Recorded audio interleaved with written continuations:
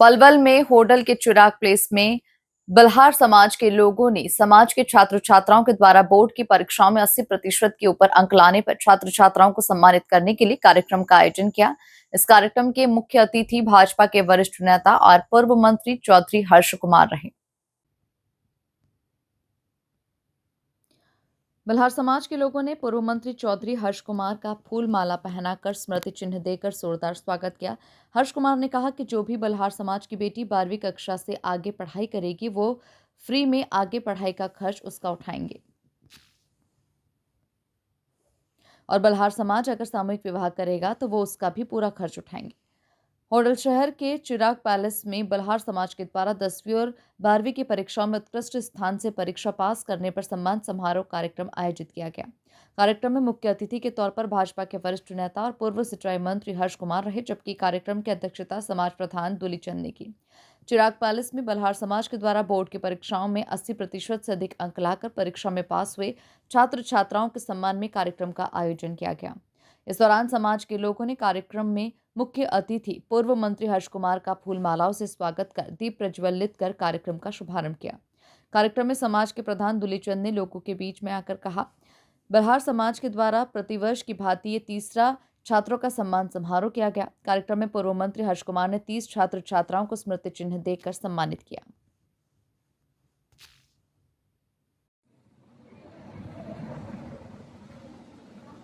देखिए, मैं आपसे एक बात कहना चाहता हूं।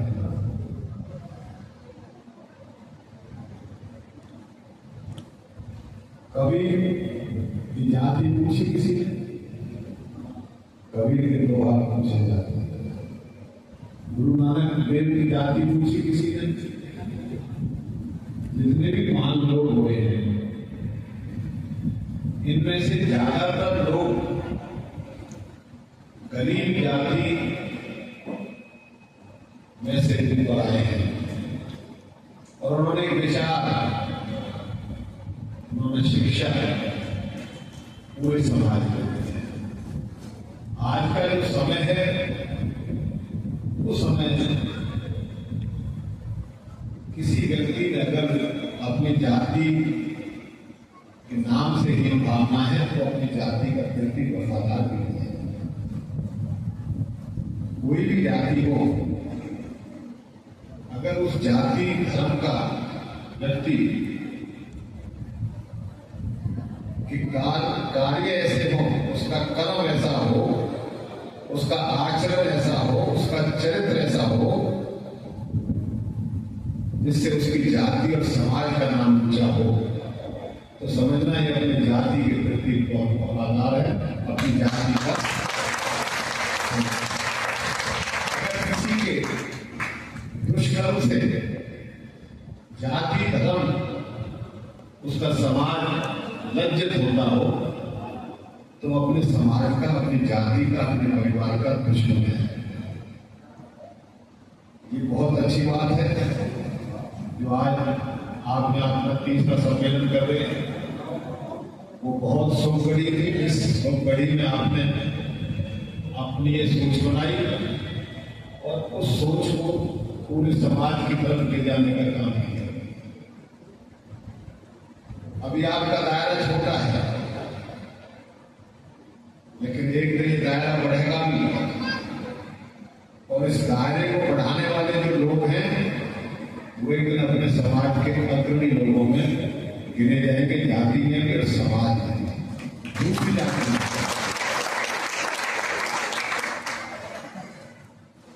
देश आजाद हुआ,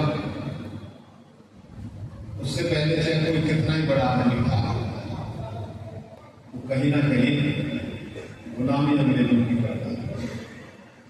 और जो गरीब जाति है वो तेरी गुलामी थी, बेकार करनी पड़ती थी, गालियां रोजगार भी खाने पड़ते थे। लेकिन आज समय दूसरा है। आज अगर किसी की मजदूरी कोई मांगता है तो उसका गला पकड़वा दिया जाता है। एक चीज में आप लोग पीछे थे और अब उम्मीद है कि आप लोग पीछे नहीं रहेंगे। शिक्षा में आप पीछे थे। आपकी तादाद छोटी है, हर एक गांव में आप लोग नहीं हैं, कुछ गांवों में ज्यादा तादाद से हैं, कुछ गांवों में ना के बराबर हैं। लेकिन आपने जो पहल की है, इस पहल से आपकी जाति, आपका समाज बहुत ऊंचा जाएगा। ऐसी मेरी शुभकामनाएं हैं और मेरे बच्चों को भरोसा है।